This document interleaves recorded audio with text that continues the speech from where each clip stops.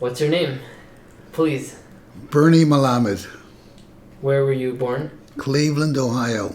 Where were your parents born? One in Poland and one in Russia. Did you know the cities?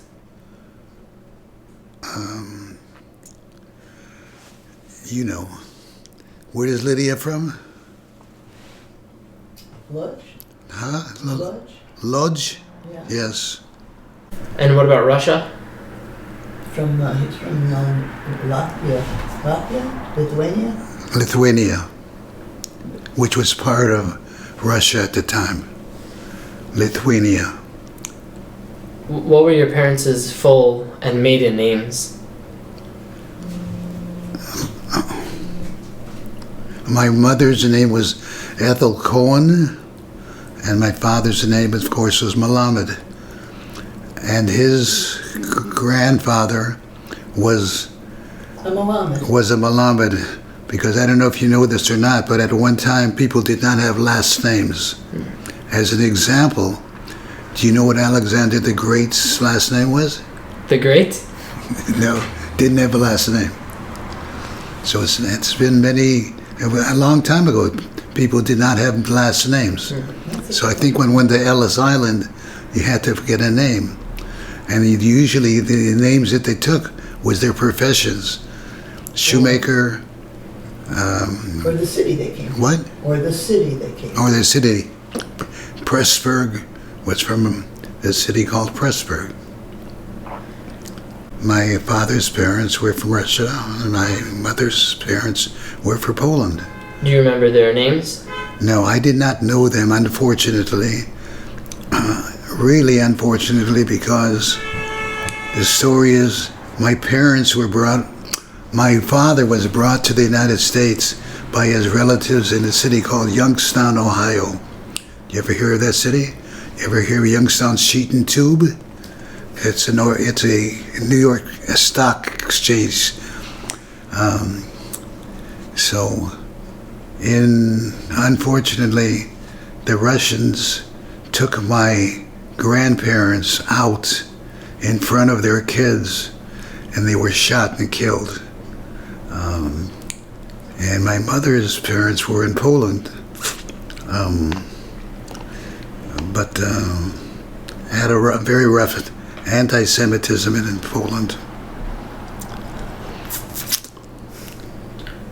So, when did you end up in Los Angeles? I believe it was June 17th, 2016. What? When did you come to California? June 17th, 1946. In my father's a very old Chevrolet that I stood up most of the way. Can you describe life during your middle school and high school years at home, Jewishly, with friends? Well, first of all, the biggest thing that I accomplished was meeting my wife here at the age of 12 and 11. I was only 11, you were 12. Right. And we met at Beth Jacob Congregation, which just so happens to be down the block. And we were on Hillcrest and Adams. And we had an incredible Jewish education, because the head of the school was Mr. Shapiro.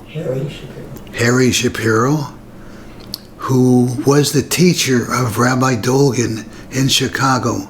And when Rabbi Dolgan was sent here to Los Angeles, he was sent by his Rebbe, who said, Los Angeles has no Yiddishkeit. I'm sending you to Los Angeles to bring Yiddishkeit to the city. And in fact, what happened. Rabbi Dolgan was a very close friend of ours, my wife and mine, as well as her parents, her father was president of the synagogue prior to me being president of the synagogue. So, you met your wife at 12 years old. Right. We went to the same, I went into her class in the grammar school in the 6th grade that she had just left because they built another grammar school. So she went to the other grammar school, but I met all of her friends from the class, and we also met at Bnei Akiva. So we were, and we also, Hebrew school, and we went to a Mosheva. You know what that is? A farm? No, Mosheva was the name of a Bnei Akiva camp. Oh. In Saugus, California. You were very active in Bnei Akiva. Very active. And her father once came to visit her at Mosheva, and he said he would never go and visit her again because we lived in tents. In fact, she has a picture, a part of the tent she has that says Our initials. Huh? You put our initials. Our initials on the outside of the camp. A heart on the tent. I just cut it out of the tent when they dismantled the tent. You have it here? I have it. I might have to spend a few minutes. I might be able to find it. Can you describe what life was like in LA at that time? Well, we had an incredible rabbi with Rabbi Dolgan, and he was a leader, a very strong leader. And again, we were members of Bnei Akiva here that was active, and we had different snifim, different areas that Bnei Akiva was thriving in the various cities. One was in Boyle Heights, one was on Pico Fairfax, another was in Beverly Fairfax, and we used to get together for holidays. What did you do for after high school times? I was a brain surgeon. No, I went to UCLA, and so did my wife. Went to UCLA. She majored in education. She became a teacher, and I majored in accounting. And I was very fortunate to have as instructors the two people that wrote the book for something called Southwestern Books or something like that.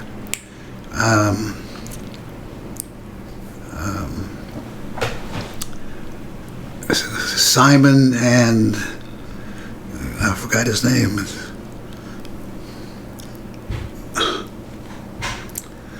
Anyhow, I was a student of both of theirs. It was a great education. The books were fantastic, and I ended up being an accountant. And I still have their books after all these years. All these years means since the 40s. So.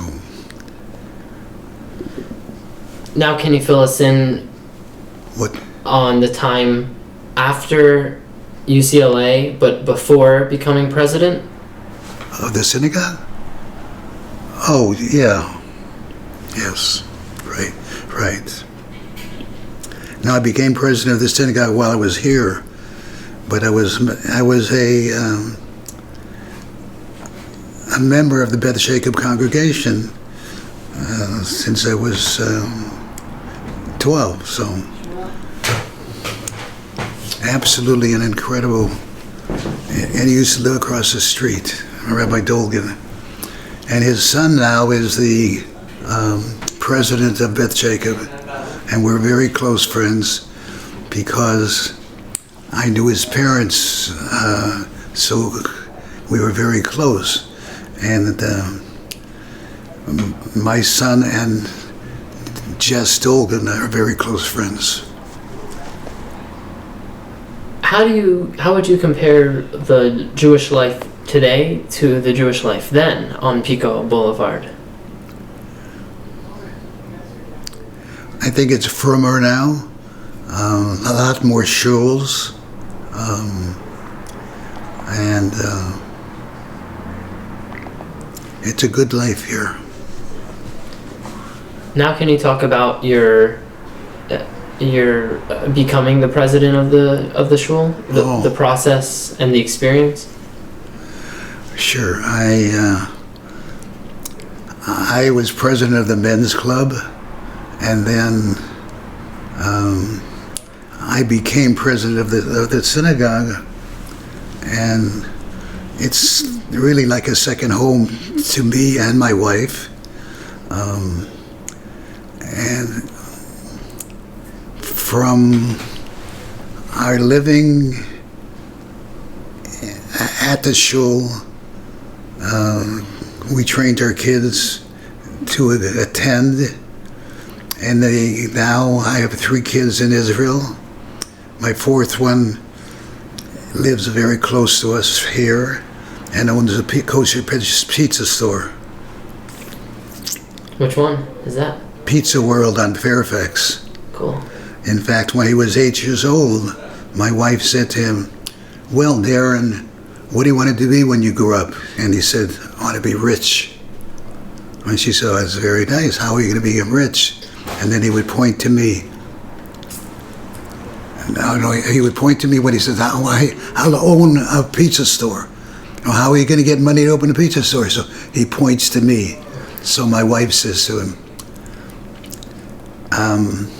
"You have to do this on your own. Your father's not going to finance a pizza store." So he found himself a partner. They went in business together.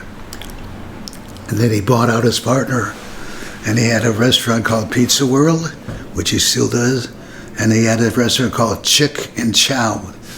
And with Chick and Chow was Chinese, was Chinese and chicken. Then he ultimately sold that to one of his employees. And it's still here on Pico and Glenville. When you were the president, what was your earliest memory of the Happy Minyan? Oh, the Happy Minyan was gewaldic. It was very spiritual. They participated in the high holidays, and they brought a lot of life to the whole congregation. And again, I was close to Roy Hadner, who's a beautiful person, very Levitic, just a nice guy. Yeah. Do you know Stewie Wax? Yeah, Stu. I know him, but not that closely. Mm-hmm. I know the name, and I know that he's part of the Minyan. Mm-hmm. I wanted to ask if there's a piece or a few pieces of advice that you would give your grandchildren or anybody from your experiences. What are some of those pieces of advice? Get connected to a shul. Be observant. It's a lot of nachas, a lot of pleasure out of being observant, and it's a way of life. It very interestingly enough, for us, we went to a B'nai B'rith weekend, which isn't necessarily religious, but we heard a speaker, I guess Mr. Ackerman, who was a professor at UCLA, and the question he asked there was, "What do you want of your children?" And the answer was, "We want them to be Jewish." So you want them to be Jewish. how are you going to make them, how are you going to have them be Jewish? Which means you have to live the life of someone who's Jewish. No, we And wanted them to marry Jewish. That was the... they're going to learn from you.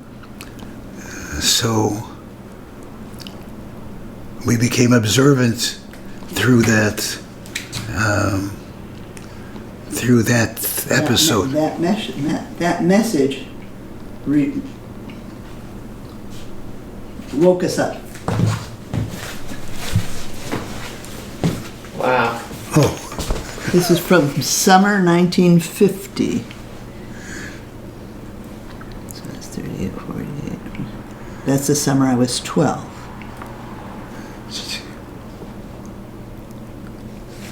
Here's the heart. Isn't that funny? After all these years. And this month we celebrate our 62nd anniversary. Mazal tov. okay. Won't photograph very well.